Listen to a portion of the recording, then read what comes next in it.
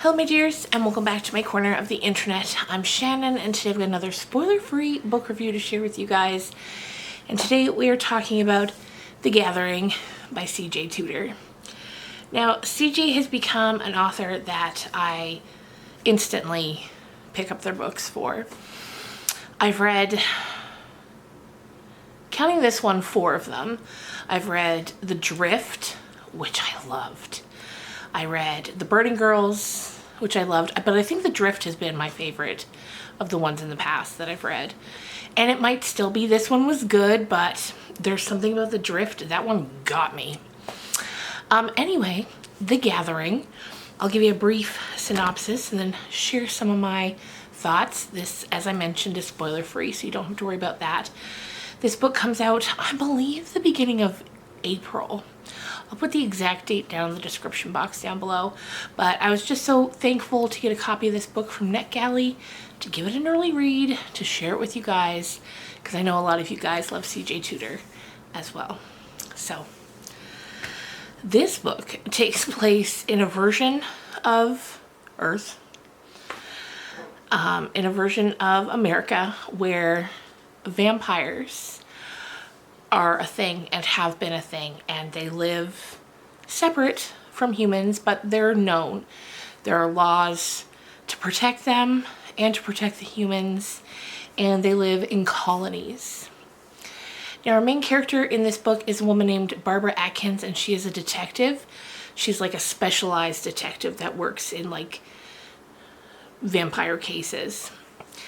And she's been called up to Alaska, to this teeny tiny little town, ironically named Dead Heart. And like there's less than 1,000 people in this town. It's November, it's cold. I've been really into cold books that take place in the cold, like winter horror, winter thrillers. The Drift was another one that took place in the cold a lot, and I loved it. And Dead of Winter by Darcy Coates. Anyway, I am getting off track here. So this tiny town called Dead Heart, Alaska, she's called there because there was a young boy killed. And they think a vampire killed him. And like there's very strict laws in place that like the vampires leave the humans alone and the humans leave the vampires alone. So because it appears to be a vampire killing, because this boy's throat was ripped, he was drained of his blood, she's called there. So off she goes. She's not overly thrilled to have to go there, but you know, duty calls. And when she gets there, she learns that this is the first time in 25 years that in this town they have been bothered by vampires. And 25 years previous, it had been another young boy.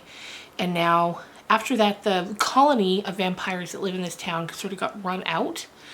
Because if it's proven that vampires are killing humans, what can be done legally is that a cull can be issued and they will all be taken out. So once this happened, they beat it, but they're back now. And coincidentally, another boy's been killed. So she's, you know, digging around, trying to find out what happened, trying to find out who did it. She starts to get the sneaking suspicion that things aren't quite as they appear in this town. And in time, she teams up with a man who knew the boy 25 years ago. Like he was also a boy when it happened 25 years ago. And then for a while he had been the chief of police.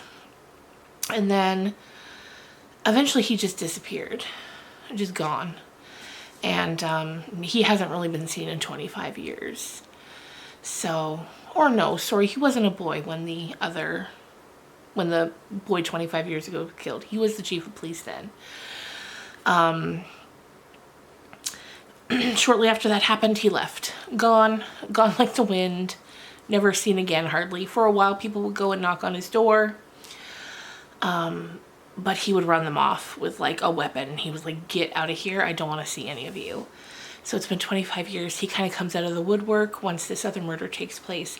Especially because the current chief of police in that town, he gets in an accident and he can't really help Barbara. So Tucker comes and he sort of steps in as, you know, interim chief of police, and she's happy to have him because he has the benefit of having been around the last time it happened. And from there, so it's just them trying to figure out what happened. So I will say I loved it. Like I said, I think The Drift is still my favorite, but I loved this one a lot too. I think if you're someone who's kind of interested in dipping your toe into like a vampire story that's not too vampire-y, like there's no like fantasy to it or like, you know, mysticism. It's just like, here's America and vampires are here and we're dealing with them.